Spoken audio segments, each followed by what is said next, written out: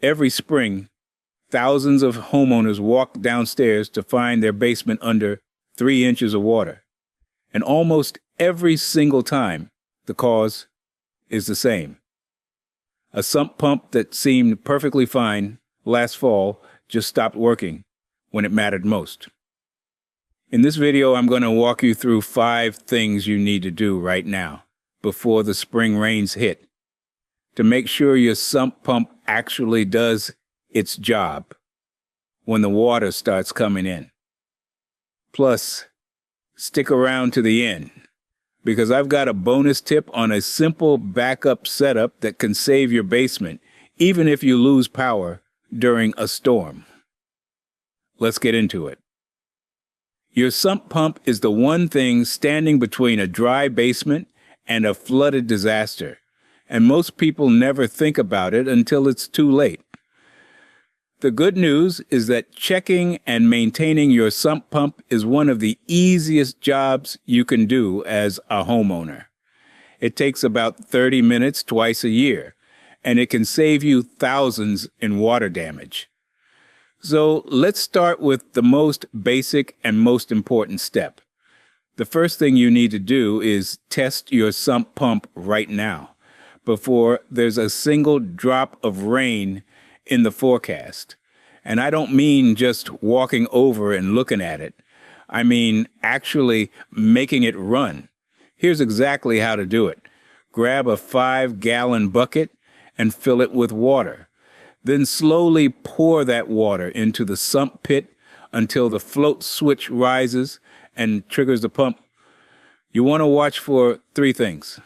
First, does the pump actually kick on? Second, does it pump the water out quickly, or does it seem sluggish? And third, does it shut off on its own once the water level drops back down? If the pump doesn't turn on at all, check that it's plugged in. I know that sounds obvious, but I can't tell you how many service calls I've been on where somebody accidentally unplugged the sump pump to use the outlet for a shop vac or a dehumidifier and just forgot to plug it back in. If it is plugged in and still won't run, try plugging it into a different outlet to rule out a tripped breaker or a bad outlet. If the pump kicks on but sounds like it's grinding or struggling, that's a sign the motor is on its last legs. Sump pumps typically last about 7 to 10 years. So if yours is getting up there in age and it doesn't sound right, now is the time to replace it. Not during a midnight thunderstorm in April. One more thing. When you pour that water in, watch how fast the pit drains.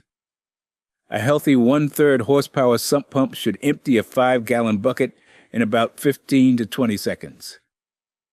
If it's taking noticeably longer than that, something is restricting the flow.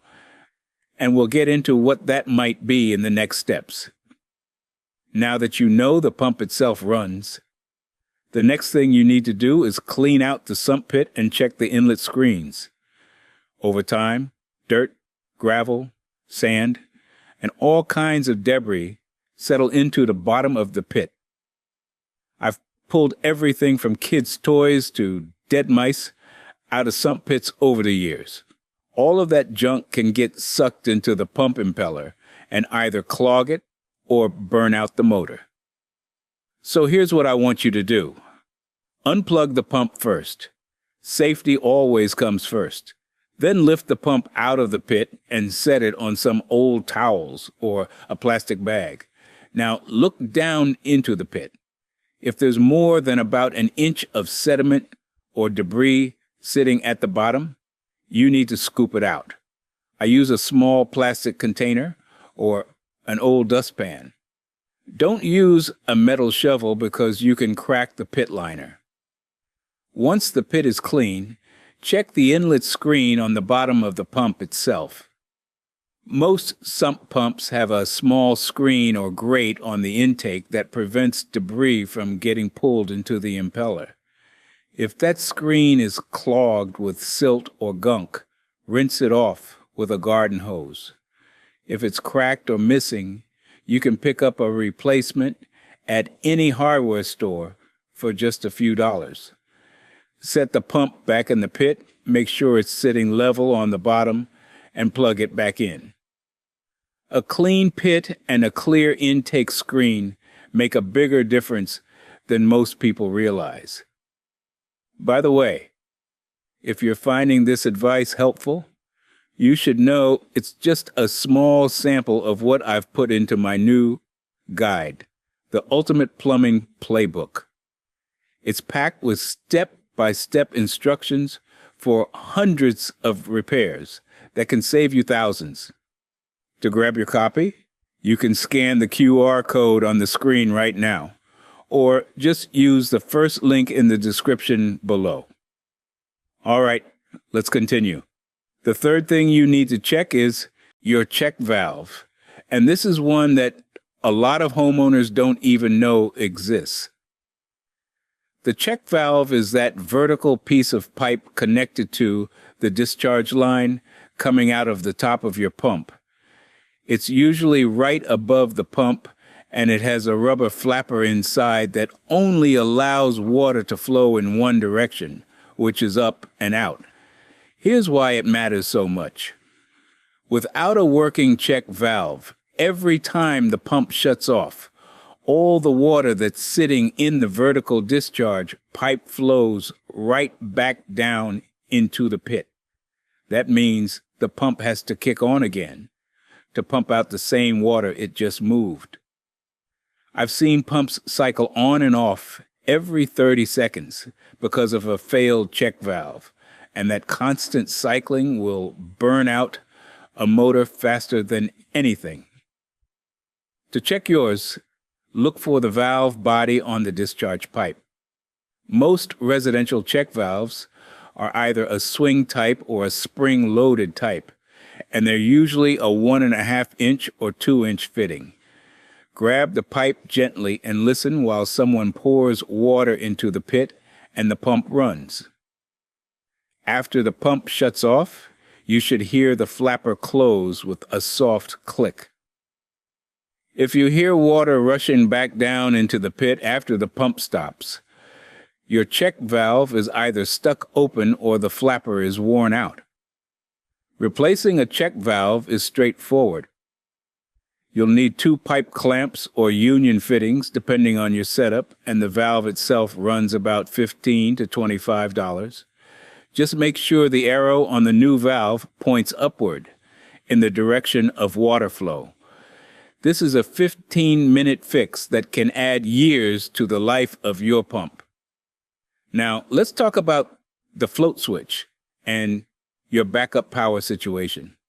The float switch is what tells your pump when to turn on and when to shut off. And it's honestly the number one point of failure in most sump pump systems. There are a few different types. Some pumps have a tethered float, which is a ball on a short cord that rises with the water. Others have a vertical float that slides up and down on a rod. And some newer pumps use an electronic sensor with no moving parts at all.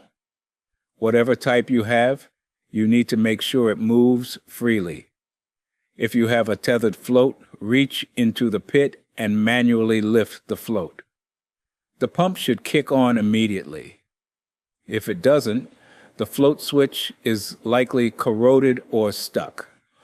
One common problem I see is the float getting tangled on the power cord or wedged against the side of the pit. That's why I always recommend zip tying the power cord to the discharge pipe so it stays out of the way. If you have a vertical float, slide it up by hand and make sure it moves smoothly without catching. If the float feels gritty or sticky, clean it with warm water and a rag. Now, about backup power.